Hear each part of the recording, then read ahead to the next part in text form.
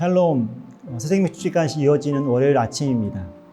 특별히 가정 안에서 하나님을 예배하고 가족들을 놓고 기도하는 우리 성도님들의 귀한 삶 위에 또 하나님께서 만들어 가시는 또 아름다운 선교의 역사가 함께하기를 주님의 이름으로 축복합니다. 오늘 본문의 말씀처럼 우리의 가정 안에 또 우리 인생 안에 위기가 기회로 바뀌는 그 도피성의 은혜가 여러분의 사역과 삶 안에 함께하기를 주님의 이름으로 축복하며 응원합니다. 오늘도 말씀의 힘으로 소망의 삶을 펼칠 수 있기를 다시 한번 주님의 이름으로 축복합니다. 오늘의 말씀을 읽겠습니다. 오늘의 말씀은 위기가 기회로 바뀌는 도피성, 신명기 19장 1절에서 13절까지입니다.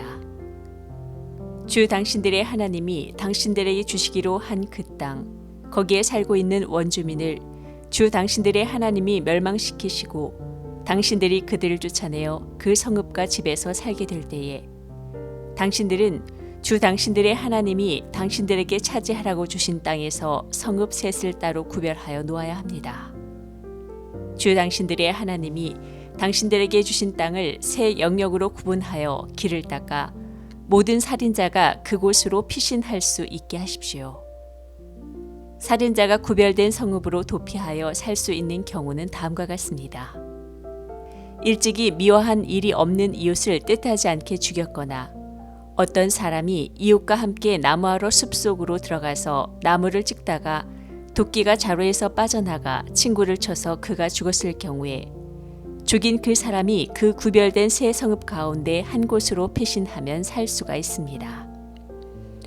도피성은 평소에 이웃을 미워한 일이 없는 사람이 실수로 이웃을 죽게 하였을 때에 자기의 생명을 구할 수 있는 곳이므로 그곳까지의 거리가 너무 멀면 피살자의 친척이 복수심에 불타서 살인자를 따라가서 죽일 터이니 거리가 너무 멀어서는 안 됩니다.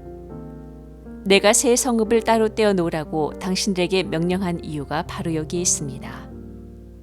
주 당신들의 하나님이 당신들의 조상에게 맹세하신 대로 당신들 땅의 경계를 넓혀주시고 당신들의 조상에게 약속한 모든 땅을 당신들에게 주실 때에는 또 내가 오늘 당신들에게 명하는 이 모든 명령을 당신들이 성실껏 지키고 주 당신들의 하나님을 사랑하며 그가 가르쳐 주신 길을 잘 따라갈 때에는 이 새 성읍 말고 또 다른 새 성읍을 구별해야 합니다.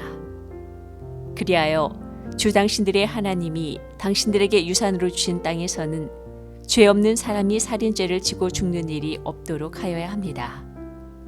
그러면 살인죄 때문에 당신들이 책임을 지는 일은 없을 것입니다.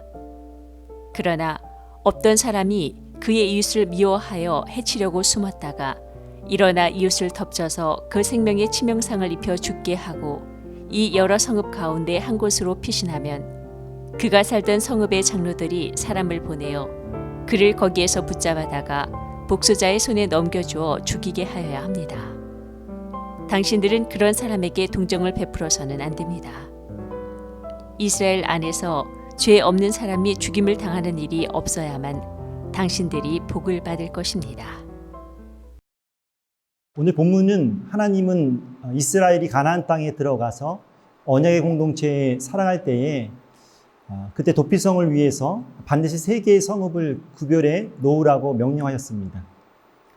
그런데 이 도피성을 아무런 곳에서나 만드는 것이 아니라 바로 가나안 땅 전체를 3등분한 후에 각 구역의 가장 중심부에 이 도피성을 만들도록 명령하셨습니다.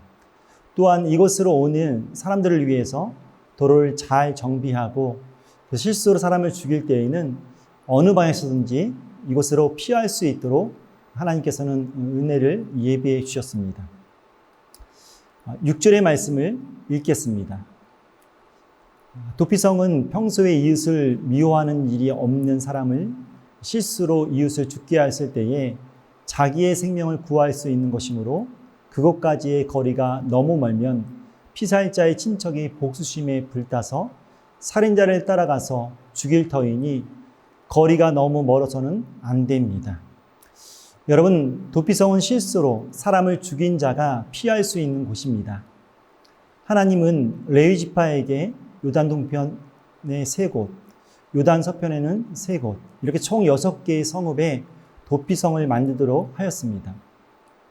하나님이 이렇게 도피성을 만드신 이유는 바로 실수로 사람을 죽인 자를 그 사이로부터 격리시킴으로써 도의적인 책임을 다하게 하고, 또 당시 살인자는 보복의 죽음을 당할 수 있기에 이런 피해 보복을 받지 않고 이런 일이 발생되지 않도록 하기 위해서 도피성의 제도를 만들어 주셨던 것입니다.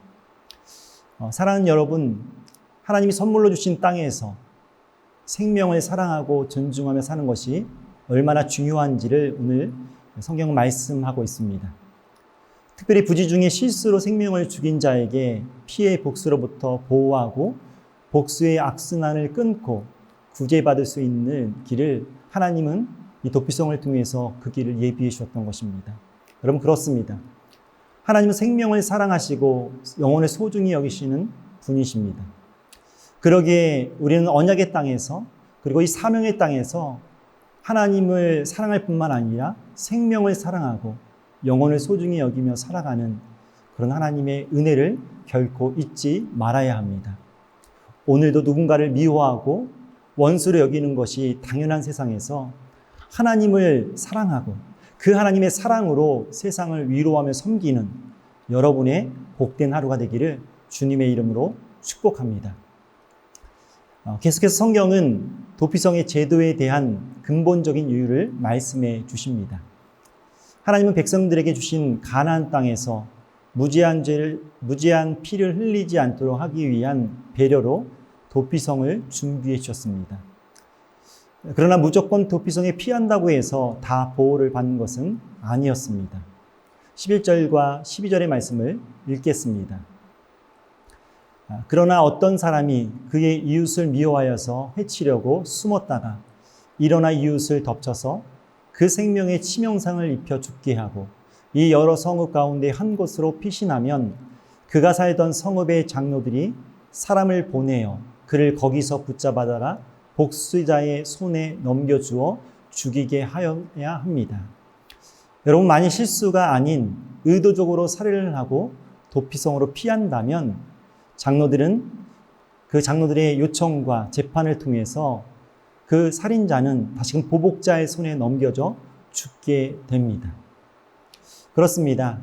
아무리 도피성에 숨어 있다 해도 고의적으로 누군가를 살해한다면 그것은 결코 보호받지 못합니다. 이런 원칙이 정의롭게 지켜질 때에만이 도피성의 은혜를 유지하고 누릴 수 있는 것입니다. 이처럼 도피성은 계획적이거나 고의적이지 않고 실수로 누군가를 해한 자들에게만 생명의 보호를 받을 수 있는 곳입니다. 사랑하는 여러분, 마음의 미움을 품고 사는 것은 하나님 앞에 정직한 삶이 아닙니다. 생명을 사랑하지 않고 관심도 없는 채 우리의 삶의 목적만을 위해 살아가는 삶은 도피성의 은혜를 모르는 것입니다. 그렇습니다. 우리의 진정한 도피성 되신 예수님만을 사랑하고 말씀대로 사는 것이 하나님 앞에서의 정직한 자의 삶입니다. 우리의 죄를 슬퍼하고 주님의 은혜와 함께 동행할 때에 세상이 줄 수 없는 평안과 회복의 은혜를 우리는 경험할 수 있습니다. 오늘의 하루도 주님의 은혜로 주님 주시는 참된 만족 안에서 행복을 누리고 이 행복을 전해줄 수 있는 여러분의 삶이 되기를 주님의 이름으로 축복합니다. 우리 잠시 함께 기도하겠습니다. 사랑의 하나님, 우리의 힘으로 살 수 없는 이 땅 위에서 하나님의 은혜를 붙들며 살기를 원합니다. 우리를 죄와 죽음과 심판에서 구원하시기 위해서 인생의 도피성 되시는 예수님을 보내주셔서 우리로 피할 길을 열어주심을 감사합니다.